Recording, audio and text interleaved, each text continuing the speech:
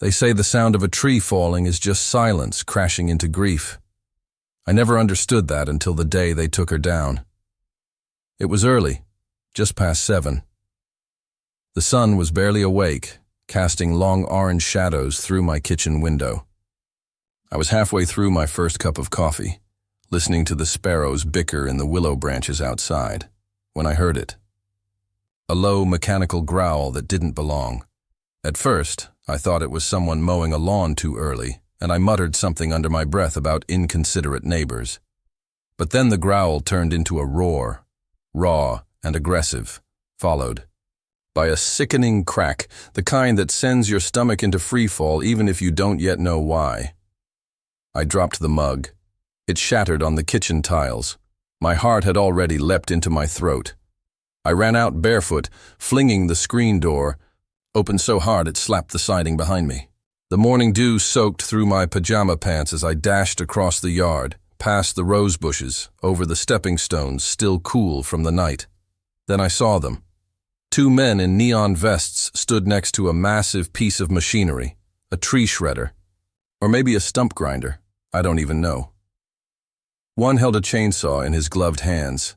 It was still running. The other gestured toward the tree, shouting over the noise. And there she was, my Willow, already half gone. Limbs scattered like severed arms across the ground, her elegant sweep turned to a crude pile of green and gray. I screamed. I don't remember what I said exactly. I know I was yelling, maybe something between "stop" and "what the hell are you doing?" One of the workers shut off his chainsaw and looked surprised, as if I had just walked into a scene I wasn't meant to see. But I was supposed to see this. That tree was mine. And then there was Tom, standing there like a smug overseer with his arms crossed and a clipboard under his arm, wearing his usual uniform of pressed khakis and a tucked-in polo. Tom, my next-door neighbor of 4 years. Tom, who never once looked me in the eye, unless he had something to complain about. My garbage cans were too close to his driveway. My porch light stayed on too late. My dog barked too loud. I stormed over, heart racing. "Why are they cutting down my tree?" I asked, or maybe demanded. My voice was shaking, but not from fear. Tom didn't flinch. It was hanging over my fence, damaging my side. I gave you plenty of time to deal with it. You didn't, so I took care of it. You didn't ask, I said, stunned. You didn't. Even tell me. I didn't have to, he replied. The branches were encroaching on my property. Look it up. It didn't matter to him that that tree had been there for over a decade, planted with my own 2 hands the week I moved into this house. It didn't matter that it was healthy, stable, never once a danger to anyone or anything. It didn't matter that I watered it during droughts, fertilized it in spring, and sat beneath it every summer evening with a book and a glass of iced tea. That Willow was my companion. It had been there during every major moment of my life since the move. When I found out my mother passed, I sat under it and cried. When I got my job promotion, I strung fairy lights through its branches and toasted alone in the dark. When Scout, my rescue mutt, came home for the first time, he sniffed at its trunk like it was a guardian of secrets. But now it was dying, limb by limb, branch by branch, and all I could do was watch. The workers didn't make eye contact with me. Maybe they were used to scenes like this, tears and rage and helpless homeowners.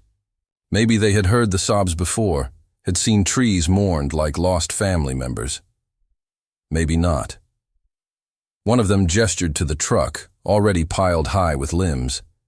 The other revved the chainsaw again. I stepped back. My fists were clenched so hard my nails left half-moons in my palms. I wanted to do something.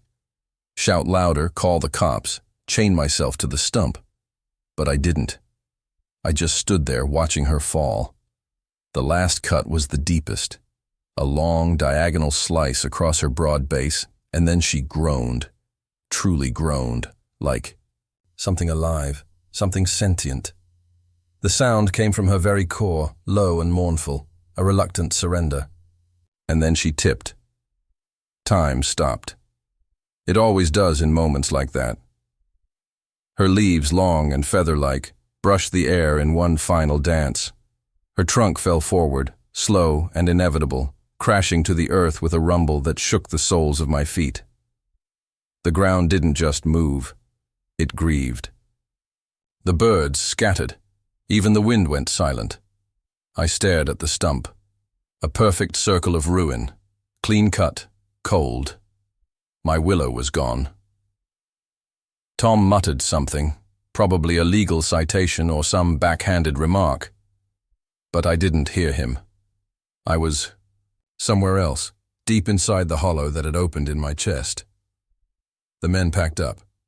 The chainsaw quieted.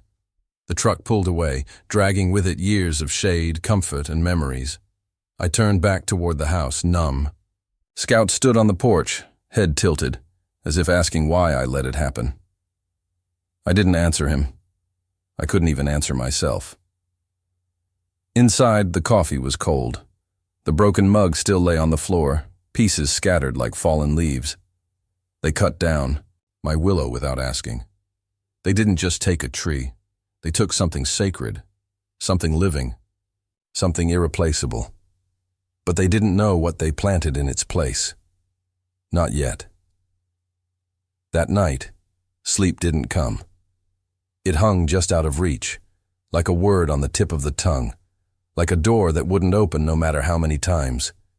You turned the knob. I lay in bed, Scout curled up beside me, his soft breathing the only thing tethering me to the present. Every time I closed my eyes, I saw it. The hollow stump, the dangling limbs, the rough teeth of the chainsaw.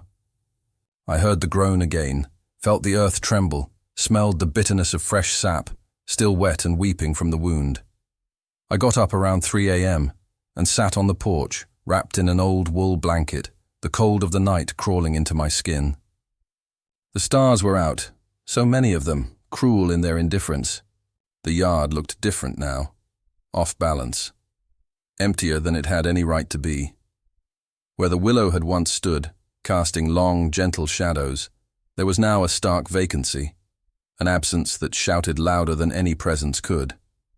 I stared at the stump. It looked like an open eye, watching, waiting. That tree had been there from the beginning. Planted the first week I moved in, still grieving, still uncertain whether this house would ever feel like a home. I'd picked the willow from a modest nursery just outside town, a wiry little thing in a black plastic pot, barely taller than me. I chose her because she looked delicate, but something about her roots, how they curled fiercely through the pot, straining, told me she'd hold on. And she did, through heartbreaks, storms, holidays spent alone. She stood, no matter what. When I didn't have anyone else, I had her, and now she was gone. The ache that settled in my chest wasn't just sorrow. It was rage, too. A cold, clarifying kind of anger. Not the kind that flares up and burns out quickly. This was the kind that simmered, that calculated, that wanted, not revenge, but response. I could sue. Maybe. Tom was technically within his rights, depending on how far the branches reached over the property line. It would take time and money. I could post about it online, stir up outrage, shame him into an apology. But none of it felt right. None of it would fix what was broken. None of it would bring her back. But something else took root that night. A thought. Small, but persistent. If they wanted to silence something I loved, maybe I could give them something they couldn't ignore. I didn't go back to bed. I stayed up, watching the sun climb over the horizon. It was quieter than usual. Even the birds seemed hesitant, as if mourning. At 7:45 a.m., I was standing at the counter of the garden center with eyes still red from crying and a list in my hand. I didn't even look at the price tags. I just pointed. I'll take that red maple. And the white oak behind it. A couple of dogwoods, the serviceberry, and 3 of those golden birches. Actually, make it 5. The cashier raised an eyebrow. You planting a park? I didn't smile. Something like that. I maxed out a credit card, emptied what little I had saved in my checking account. It didn't matter. Nothing mattered except this, getting something back into the ground. Noon, my truck bed was piled high with trees. Some were only 5 or 6 feet tall, slender and vulnerable. Others were more mature, with strong trunks and dense leaves, their roots packed in burlap and soil. I drove home slow, the weight of the forest behind me. It felt like carrying purpose. Scout watched from the porch as I backed in. His ears perked. He knew something was different. I didn't wait. I grabbed the shovel and started digging. The first hole went right where the willow had stood. I placed a red maple there, not as a replacement because nothing could replace her, but as a promise. The second hole went nearby. This one held a birch, slender and pale, its bark like parchment. I kept going. Oak, dogwood, elm. Sweat poured down my neck, my back. Blisters bloomed on my palms. My muscles ached, but the ache felt good, necessary. Each tree got a name. Not out loud, not officially, but in my mind. The oak was strength. The serviceberry, with its soft white flowers, was memory. The birch was beginning. A silent ritual took place each time I tucked roots into the soil and packed the dirt around them. A prayer, maybe. A protest. A spell. By the time the sun started to dip, I had planted 9 trees. Tom came out around 6, standing on his side of the fence, hands on his hips. "What are you doing?" he asked, already annoyed. I didn't look at him. I just kept digging. "Planting." "You trying?" "To make a point?" I shrugged. "Nope, just planting trees." He huffed and muttered something I couldn't hear, then walked back inside. The door slammed. Good. I worked until I couldn't see anymore. Then I turned on the porch light and kept going. The shovel bit into the earth like a heartbeat. Dig, plant, water, repeat. By midnight, I had planted 13 trees. When I finally came inside, Scout followed me closely, his tail wagging low, slow, like he sensed something important had happened. I washed the dirt off my hands, watched it swirl down the drain like yesterday's sorrow. In the mirror, my face looked different. Not exactly happier, but clearer, sharper. I was exhausted, sore to the bone, and broke. But I was no longer empty. They thought they could cut something down, and that would be the end of it. What they didn't understand, what Tom would never understand, is that cutting down one tree doesn't end anything. It begins something else. Roots run deep, and mine had just begun to spread. The days that followed blurred together in a rhythm of dirt, roots, and sweat. I didn't wait for weekends or good weather. I planted through drizzle, through heat, through the ache in my shoulders that never quite went away. I lived on peanut butter sandwiches and sore muscles. Every morning, I woke up with the kind of exhaustion that made it hard to lift my arms, but as soon as I looked out the window and saw the silhouettes of my new trees reaching up to the sky, something inside me steadied. I didn't start with a plan. There was no grand blueprint, no landscape architect, no Pinterest board filled with symmetry and curated aesthetics.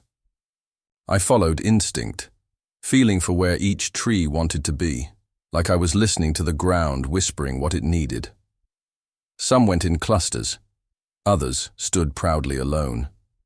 I planted in crescents, in gentle curves, in winding lines that made no sense to anyone but me, and maybe the land. With each hole I dug, something came loose inside me, grief, mostly. Frustration, too. But also something older and deeper. Like joy I'd forgotten how to feel. I didn't just want trees. I wanted life.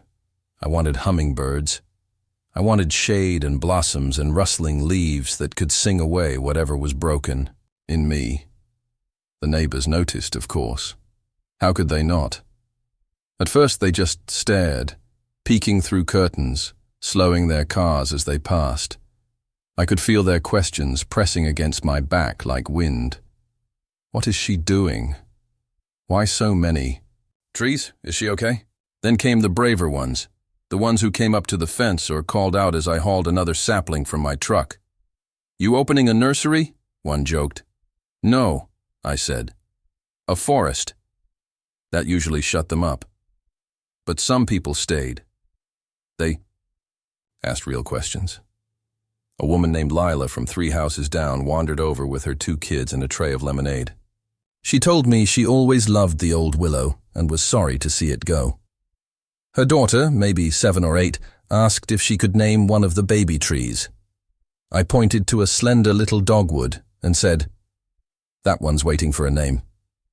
The girl beamed and christened it Starshine.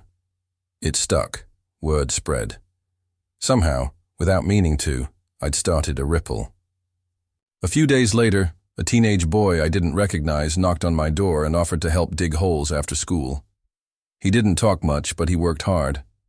Then an older man showed up with a few bags of mulch and said he'd had them sitting in his garage since last summer. A young couple left a stack of empty pots by my gate with a note, just in case. I didn't ask for any of it, but I didn't turn it away. Even the local hardware store took notice. The manager, a stocky guy with a gray beard and a voice like gravel, gave me a quiet nod one day and said, "I heard what happened. I can knock 15% off your next order." I thanked him without explaining more.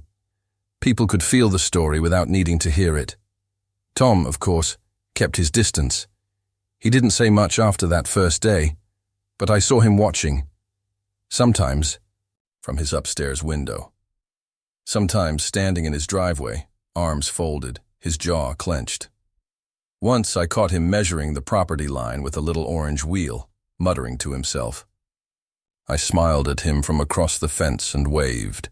He didn't wave back, but he didn't stop me either, and the trees kept coming. I planted beeches and hollies, a sugar maple that flamed like a torch even in its youth. I found a weeping cherry tree at a clearance sale, its drooping branches reminding me just enough of the willow that I bought it without thinking. It found a home near the front, by the mailbox. By the end of the second week, I'd planted over 20 trees. The yard transformed from a typical suburban lawn into something wilder. The grass had given way to dirt paths and rings of mulch. I started collecting stones from the creek behind the neighborhood to line the new borders. Birds arrived, blue jays, finches, a red cardinal that perched each morning on the same young oak. The squirrels came next, chasing each other through the branches that were still too thin to hold them properly. Scout loved it. He followed me from tree to tree, tail wagging, nose always pressed to the ground, discovering new scents and trails. He'd lie in the shade, even if it was barely there, and watch me work, his eyes soft and alert, as if he knew something important was happening. And maybe it was, because this was never just about a tree. Not really. It was about reclaiming something. About making sure that when someone took away something sacred, I didn't just mourn. I responded. With growth, with beauty, with more life than they could ever cut down. The kids started calling it the fairy forest. They brought little painted rocks and tucked them between the roots. Someone left a miniature door at the base of the cherry tree. Another girl started reading books aloud to the trees, saying they liked stories. I didn't disagree. One Saturday, a group of teenagers held a small acoustic jam session under the sugar maple. They asked if it was okay. I told them it was more than okay. It was right. It wasn't just my yard anymore. It had become something else. A sanctuary, a statement, a protest. Without raising my voice, without shouting or suing, I had made myself heard. Every root was a word, every branch a sentence. Together, they told a story of resistance and resilience, of how a single act of destruction could be met with 20 acts of creation.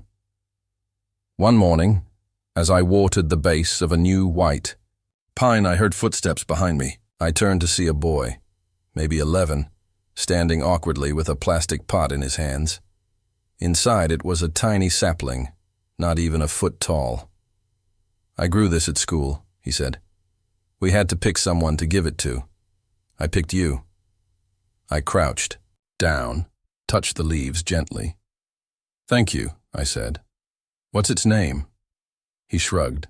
"You can pick." I looked up at the sky, then back at the little tree. "Let's call it Hope," I said, and I planted it with the others. It took less than a month for my yard to become unrecognizable. The flat, predictable lawn was gone, replaced by a mosaic of color, texture, and sound. There were tiny rustles even on windless days, leaves chattering softly to each other like old friends. Birds darted from branch to branch, arguing, courting, singing. Bees hovered around the blooming dogwoods. The soil smelled richer, alive. What had once been a simple suburban plot now felt like something older, like a piece of wilderness that had remembered itself.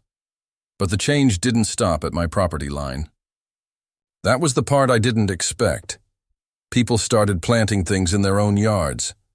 Lila, the woman with the 2 kids, put in 2 flowering crab apples. A man around the corner dug a whole row of sugar maples down his driveway. One day, a sign appeared at the end of my block. "Tree exchange. Bring one, take one." Someone had stacked free saplings in buckets, each with handwritten instructions on how to care for it. I didn't organize it. No one knew who did. The movement grew quiet and natural, like roots threading under fences. Kids walked through the neighborhood pointing out their trees by name. Strangers shared tools and mulch bags on street corners. Someone even spray-painted a mural on the community center wall, half forest, half city, meeting in the middle like they belonged together. I stood in front of it one afternoon and cried, just a little, without really knowing why. Tom didn't speak to me at all, not for weeks. He watched, though. I caught him one evening standing by the fence with a drink in hand, staring at the white oak I'd planted right near the property line. Close, but legal. It had grown fast, spreading thick green leaves like arms stretching defiantly toward the sun. I almost thought he'd come over. Maybe say something. Anything. But he didn't. He just turned and walked back inside. Then, one Saturday morning, I woke to a sound I hadn't heard in weeks, a chainsaw. My heart seized for a moment, the trauma of that first day still too fresh. I leapt out of bed and ran outside in my pajamas. It wasn't coming from my yard. It was Tom. He stood in the corner of his yard, surrounded by trimmed branches. A young guy in a company shirt was helping him cut down a dying hedge of boxwoods. It took me a second to realize they weren't just clearing space. They were planting something new. Young redbuds stood ready in their containers, pink blossoms already bright in the morning sun. He saw me. I waited, unsure. Then he nodded. Not a wave, not a smile, just a nod. It was the smallest thing, but it meant everything. I nodded back. We never talked about the Willow. We didn't have to. I would never forgive what he did, not fully. But in that moment, I understood something. Even those who cut things down sometimes feel the absence afterward. Maybe not right away. Maybe not until the silence gets too loud. But some part of them remembers what was lost. Spring rolled into summer. The trees thickened with new growth, some of them gaining height faster than I thought possible. The cherry tree near the mailbox bloomed early, its petals falling like soft rain each morning. People stopped to take pictures. Someone tied a ribbon around its trunk that read, "Thank you." I began keeping a journal, not for myself, but for the trees. Each page marked the planting date, the weather, and a note about the mood of the day.